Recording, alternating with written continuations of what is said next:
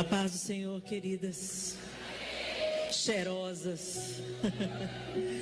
É muito bom estar com vocês, muito bom. E eu sei que o Senhor tem infinitamente mais para fazer com cada uma de nós nessa noite. Amém? Filhas do amor. Filho de peixe é? Filho de cachorro. Filho do amor ou amorzinho. É para isso que nós fomos chamadas. Para sermos a extensão, a revelação do amor de Deus àqueles que ainda não conhecem esse amor. Só que nós estamos vivendo dias tão turbulentos, confusos, que às vezes nós não vivemos como amorzinhos. Nós não caminhamos como filhas do amor. Então, nessa noite, eu queria trazer à memória de vocês o que você às vezes já esteja cansada de saber. E eu oro para que a palavra de Deus, que às vezes você já leu tantas e tantas vezes, que você receba a revelação da palavra de Deus sobre você de uma maneira muito definitiva nessa noite. Amém? Nós nunca experimentamos um momento de crescimento numérico na igreja evangélica como nós experimentamos nos 20 últimos anos. Eu me lembro que quando eu passei a frequentar uma igreja evangélica, porque os meus pais tiveram uma experiência de conversão, eu tinha 11 anos. E naquela época, crente era sinônimo de feio, burro, pobre. Era um povo que não andava na moda, era um povo que não tinha muito estudo, isso na boca de quem não conhecia a Cristo. Era um povo esquisito, usava umas saias compridas, uns cabelos esquisitos, um povo que não tinha muito estudo, um povo pobre. O pessoal falava, não tem dinheiro, então tem que virar crente. E há um tempo atrás eu tive conhecimento de uma frase que, para quem me disse a frase, atribuiu a autoria da frase a Agostinho. E a frase dizia o seguinte, que a igreja hoje não pode dizer, não tenho prata nem ouro, mas também não pode dizer, levanta e anda em nome de Jesus. E aquela frase me impactou muito, mexeu comigo e fez eu fazer uma autorreflexão sobre o cristianismo que eu estava vivendo.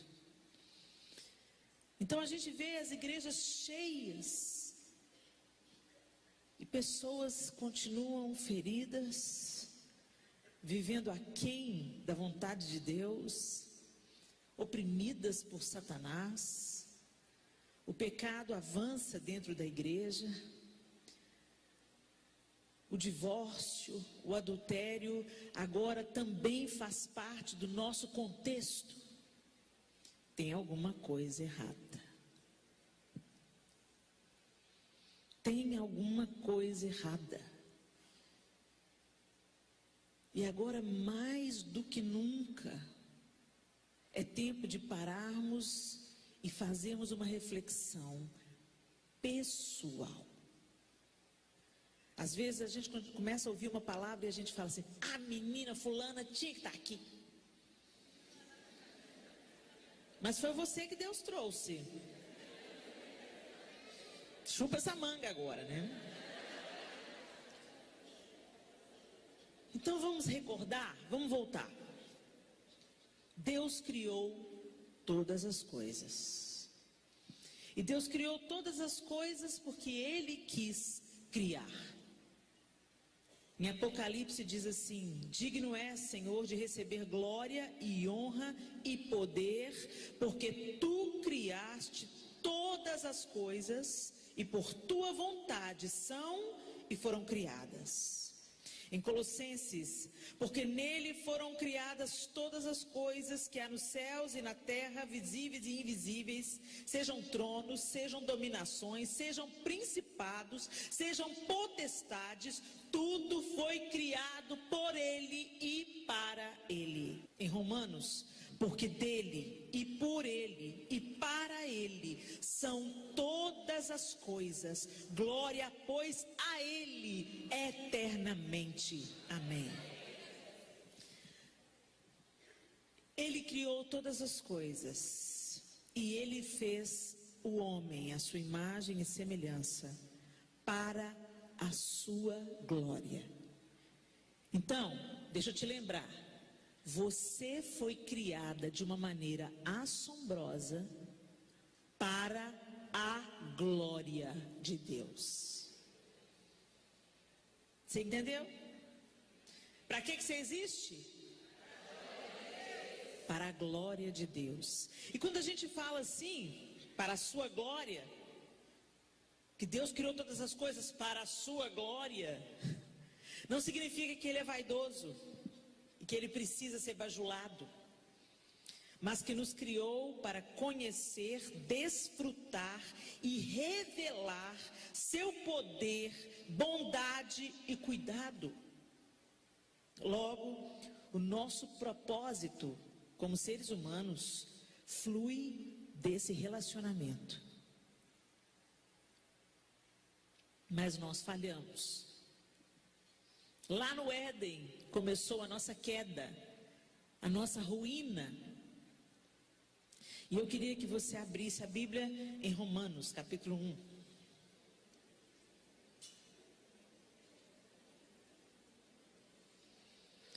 Esse texto aqui de Romanos, ele é extremamente desconfortável. Como o apóstolo Paulo, nesse texto, descreve o que foi a queda, o que é a queda, o que é o homem distanciado do Criador, ou seja, fracassado em viver para a glória de Deus, distanciado da glória de Deus, divorciado da glória de Deus. Vamos aí, Romanos capítulo 1, a partir do verso 16, o apóstolo Paulo está dizendo: porque não me envergonho do evangelho de Cristo, pois é o poder de Deus para a salvação de todo aquele que crê, porque nele se descobre a justiça de Deus, de fé em fé, como está escrito, mas o justo viverá da fé. Porque do céu se manifesta a ira de Deus sobre toda a impiedade e injustiça dos homens, que detêm a verdade em injustiça. Porquanto o que de Deus se pode conhecer, nele se manifesta, porque Deus lhe manifestou.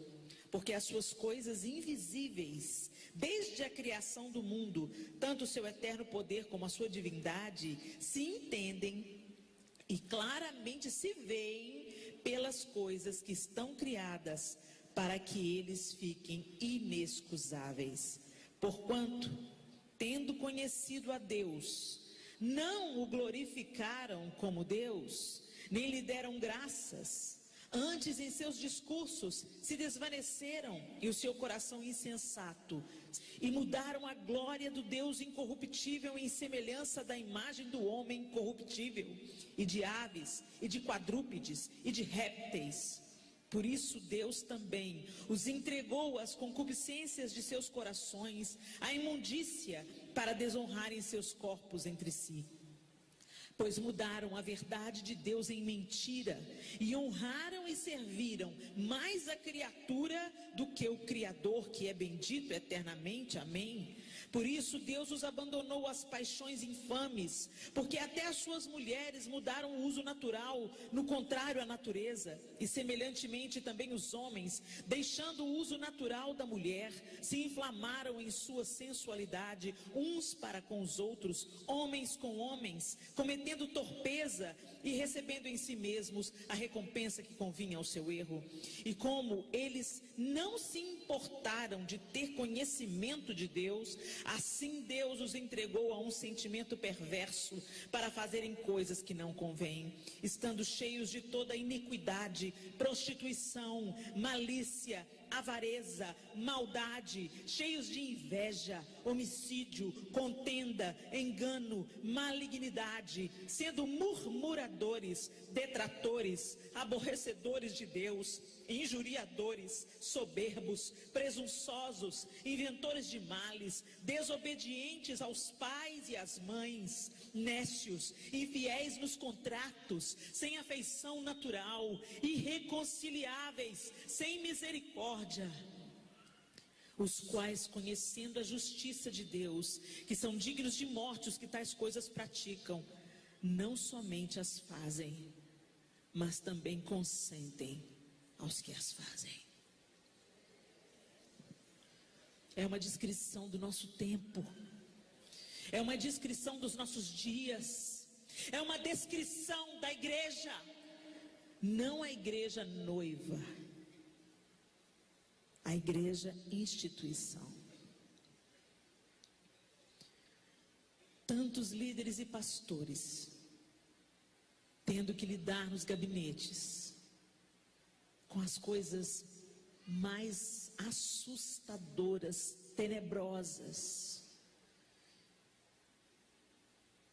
que não se nomeia, não deveria se nomear no meio do povo de Deus. Porque o homem se afastou de Deus, o homem declinou, o homem se divorciou do propósito original para o qual ele foi criado. Aí você vai para Romanos, para João 3,16. Porque Deus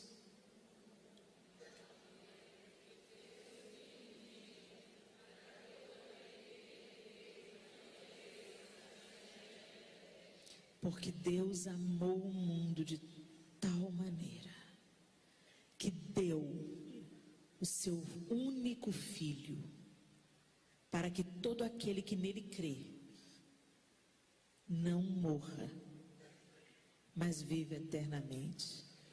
Para que todo aquele que nele crê seja reconciliado com a glória de Deus.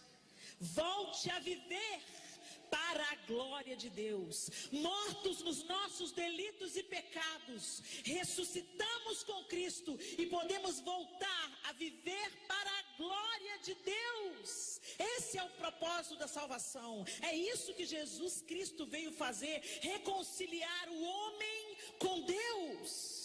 Para que o homem então voltasse ao plano original de Deus, voltasse a viver para a sua glória. Não apenas para adorar a Deus, ficar bajulando Deus e dizendo palavras lindas para Deus, mas usufruindo da sua pessoa, da vida que emana nele e transformados nessa vida, atraindo outros à fonte que é o Senhor.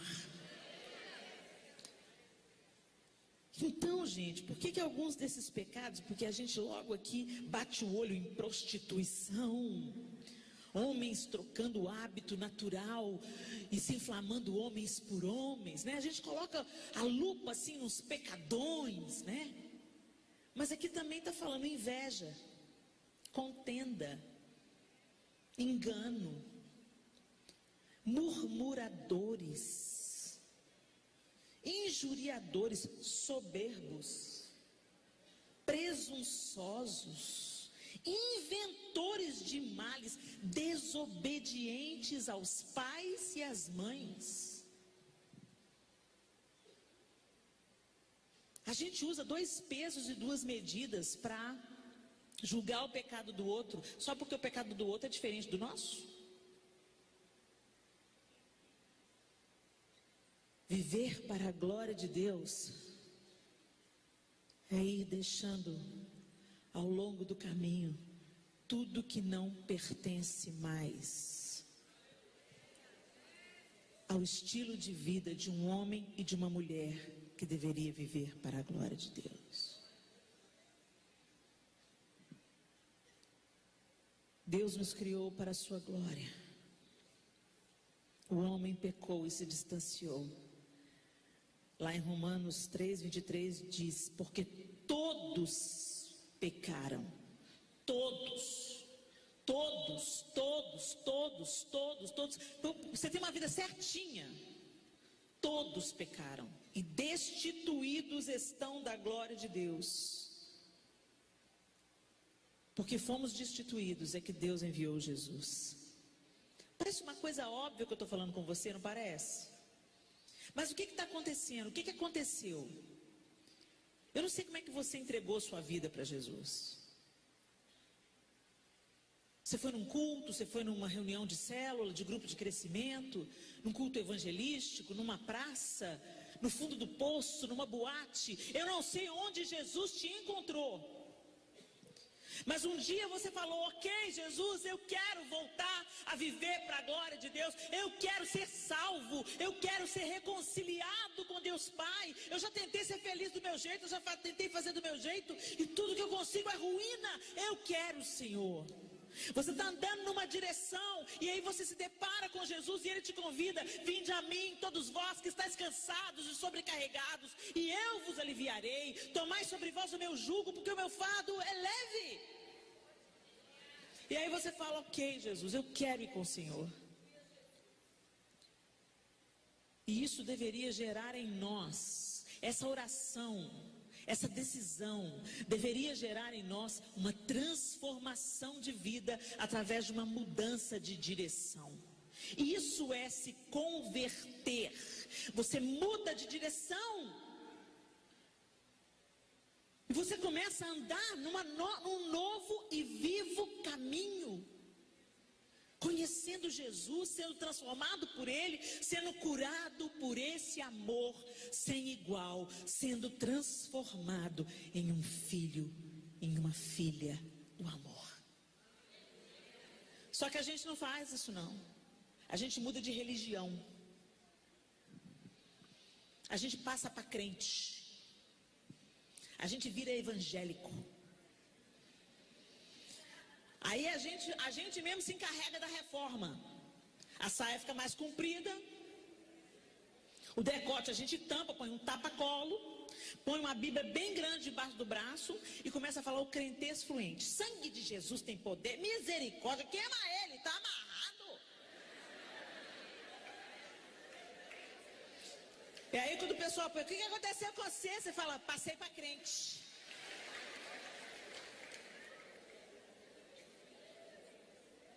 Passou para crente. E aí, porque você mesmo fez uma reforminha externa, gente, às vezes você nem percebeu, você nem se deu conta que foi você que fez a reforma. Porque todo ser humano tem uma capacidade ímpar de adaptação. A gente observa o ambiente onde a gente está inserido e logo a gente se adapta para ser aceito. Então você vai na igreja e vê que as mulheres tudo olha para você com cara feia, que você está de mini saia, que a diaconisa pôs um pano nas suas pernas no culto de domingo. Aí você se toca e fala: misericórdia, Jesus, o Senhor. A saia curta continua no seu coração. A sensualidade continua no seu coração. Mas se você vem com a tal da saia na igreja, o povo te rejeita, então você faz uma reforma externa. Você soltou um palavrão na hora que você chutou a quina da parede, na hora que entrou lá. Aí todo mundo: misericórdia. Aí você: escapuliu. Ficou com vergonha, escapuliu. Aí você adota uma palavra que expresse toda a sua raiva sem ser o palavrão. Oh, glória! Mas lá dentro de você, na igreja, uma bênção. A paz do Senhor, irmão, tudo bem? Aleluia! Oh, glória! Quem olha pensa assim, é fogo puro. Chega lá dentro de casa para ver o fogo puro que você é. Desce daí, menino, encapetado, endemoniado. Não te aguento não, menino. Aí o pastor bate a campainha. Máscara. Pastor, tudo bem, pastor? O filho do pastor vem com ele e faz exatamente o que o seu filho estava fazendo, pulando no sofá novo que você comprou. E você fala para ele, ô lindinho, desce daí para não fazer dodói. Pastor, o que o senhor quer que eu faça para o senhor, pastor? Pode falar o que o senhor quiser. Eu vou pro fogão agora preparar um lanchinho bem gostoso. Pastor vai embora, seu marido chega. Frita um ovo aí pra mim, mulher. Sou sua empregada, frita você se quiser.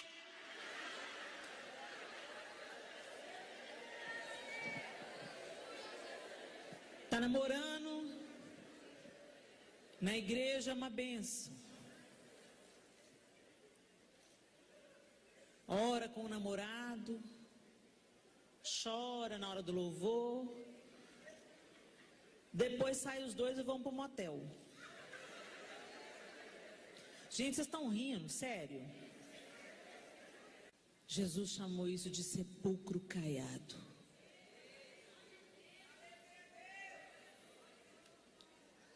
Nós não conseguimos produzir em nós fruto do Espírito. Nós não conseguimos produzir por nós mesmas frutos de amor, de pureza, santidade. Nós não conseguimos se não formos enxertadas na videira. A vida da videira tem que fluir em você e gerar frutos genuínos. Tem um tanto de gente na igreja que está pendurado na videira. Você olha, pensa que está enxertado, não está não. E é só uma questão de tempo. Se você pegar os ramos de uma videira, desconectados da videira, é questão de tempo. Vai começar a aparecer a sequidão dos galhos. A vida não está mais neles. E isso está acontecendo dentro das nossas igrejas. O povo vem na igreja, a gente vem à igreja, a gente dá o dízimo, a oferta, levanta os braços, fala aleluia. É crente há 20 anos, mas continua invejoso. Continua trazendo contenda, continua espalhando más notícias, continua sendo pernicioso, continua cobiçando o marido da outra, continua usando da sensualidade, continua dando vazão à conversa fiada, continua colocando tudo quanto tem impiedade dentro, através dos olhos, dos ouvidos. Da boca sai murmuração, fofoca, maledicências, penduradas na videira. E quando Jesus fala que aquele que não estiver em mim será lançado fora no fogo, ele não está brincando. Eu acho, gente, que vai ter mais rigor, eu acho, não tenho certeza, vai ter mais rigor para quem diz que conhece o Evangelho de Jesus Cristo e está vivendo como um zumbi, como um morto-vivo, trazendo escândalo sobre o corpo de Cristo.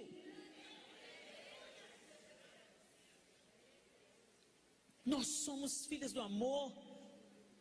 Fomos chamadas para essa posição. O Senhor quer trabalhar em nós à medida que Ele anda conosco, desde aquele dia que a gente mudou de direção. Ele quer que a gente ande com Ele, e à medida que a gente anda com Ele, a gente vai ficando parecida com Ele. Mas você não anda com Ele. Está dentro da igreja não significa que você anda com Cristo. Cantar música evangélica não significa que você anda com Cristo. Saber a Bíblia de capa a capa não significa que você anda com Cristo. Os fariseus eram excelentes cumpridores da lei.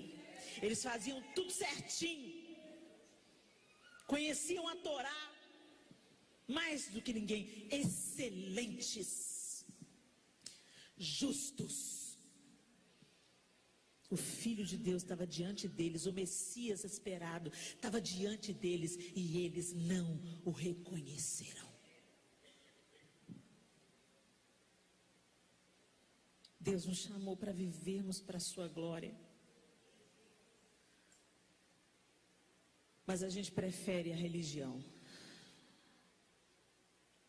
E aí a gente continua perebenta, que a religião não é suficiente para nos curar. A religião, ela não é suficiente para nos erguer, para nos limpar. A religião não é suficiente para transformar radicalmente a nossa vida e produzir em nós frutos do Espírito. Alegria, paz, amor, longanimidade, benignidade, domínio próprio. Só a obra de Cristo em nós produz em nós esses frutos. Só a natureza dele conectada à nossa natureza, a videira fluindo a vida dela em nós, é que faz a gente florescer e frutificar. Que fruto você está dando, minha irmã? Você está se tornando cada dia que passa mais doce, mais compassiva, mais amorosa, mais humilde, mais simples, mais mansa, mais fiel, mais perdoadora, mais alegre, pacificadora. São esses os frutos que estão fluindo na sua vida.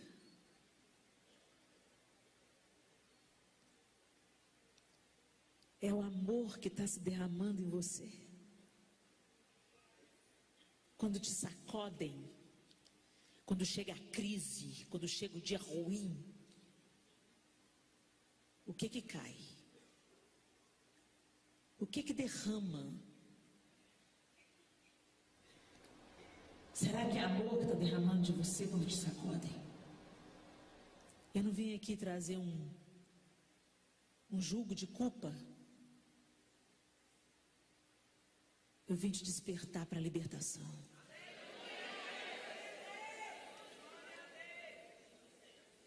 Durante muitos anos do meu pseudo-cristianismo evangélico, eu vivi totalmente distante de Deus dentro da igreja.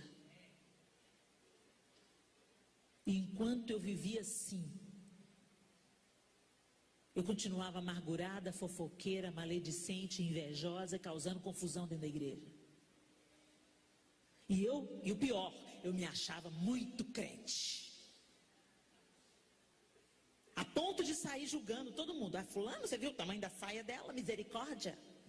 E a calça da outra? Deus é justo, mas a calça da irmã é misericórdia. Pra que tanta mentira e falsidade, máscaras no meu rosto me fazem morrer. Por dentro estou vazio, fedendo como um sepulcro caiado. Vem mudar o meu interior.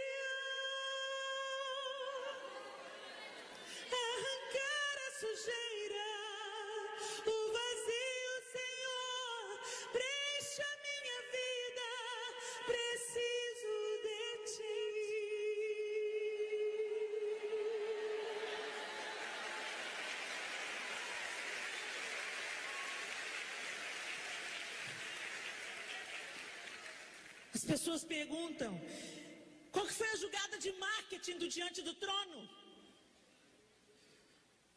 A jogada de marketing foi cair na real que a religião não nos bastava. A jogada de marketing foi que, ao invés de confiarmos nos nossos talentos, nós vamos pôr a boca no pó e arrepender do nosso pecado.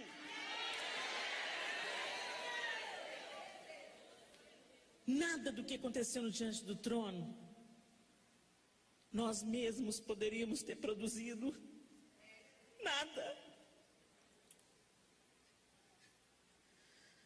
Mas onde tem um coração arrependido, uma obra redentiva vem e faz o que só Deus faz. Como nós precisamos de nos